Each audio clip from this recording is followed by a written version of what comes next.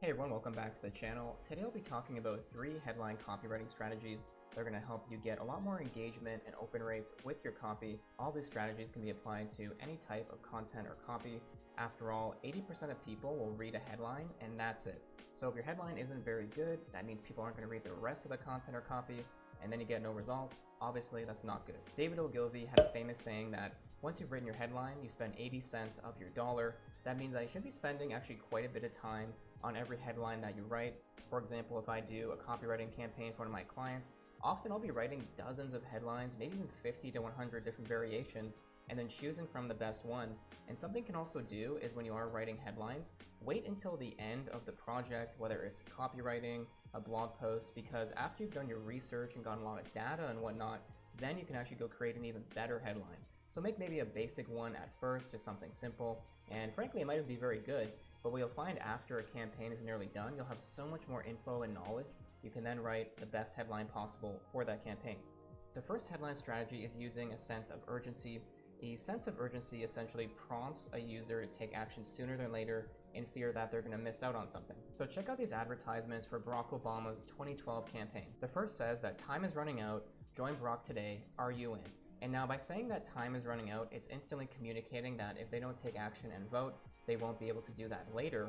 And they also use a call to action to prompt the user to do something, and then ask a question to more intimately engage them. And setting deadlines is one of the best ways to create that sense of urgency, because literally they only have maybe minutes, hours, or days to take action. And you can use this for sales letters, product pages, sales pages, landing pages, anytime you're offering something. But make sure that the urgency is actually real, as I'll be talking about in the next strategy.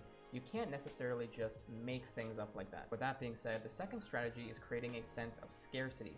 It's very similar, but a little bit different. Scarcity means that there's a lack of something, and that alone can make people do something urgently.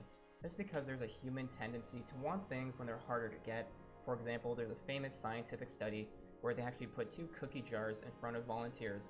One was full, one was nearly empty, and then they were told to pick a cookie out of one of these jars, and you could probably guess that the one that was nearly empty was the most popular. People would keep going to that one. So similar to urgency, just make sure that it's a legitimate sense of scarcity. You can't say that a product promotion is only going on for 30 minutes or there's only 2 products left in stock when there actually isn't. That's illegal. Do not do that. Instead, you can actually use scarcity legitimately by focusing on limited stock, limited edition products, rare materials, or social proof, like saying that a certain amount of customers have already booked a hotel, purchased a product, enrolled in a course. All these things remind the customer that there's a limited amount of whatever offer it might be, and they need to act to actually get it. Now, I think a really cool example is this Facebook ad from Spotify. The headline says, "Haven't tried Spotify Premium yet? Find out what you're missing." It's super simple, super straightforward, and it just works so well because the customer doesn't have the product yet, and they're literally saying, see what you're missing out on, creating that sense of scarcity. Moving on to the third strategy, there's a little something called loss aversion that's used very frequently in copywriting and advertising. This is a tendency to want to avoid a loss versus gaining its equivalent upside. For example, let's imagine that we're selling a skincare product and we're writing a headline for that product, maybe for a sales letter. The product helps people achieve clear skin, and we could write one of 2 different headlines. The first would be "Stop embarrassing acne before it happens," and the second would be "Get clear skin in 1 week." Now, while the first one is going to actually probably perform better, is because that is telling the customer to avoid a pain point, loss aversion. And this is going to work so well in headlines because the reality is people tend to purchase something to avoid some kind of pain point or solve a problem. So if you can address that in the headline and present the product or service in a way to avoid that problem, you're going to see a big boost in engagement and conversion rates. To recap these 3 strategies, number 1 is using a sense of urgency.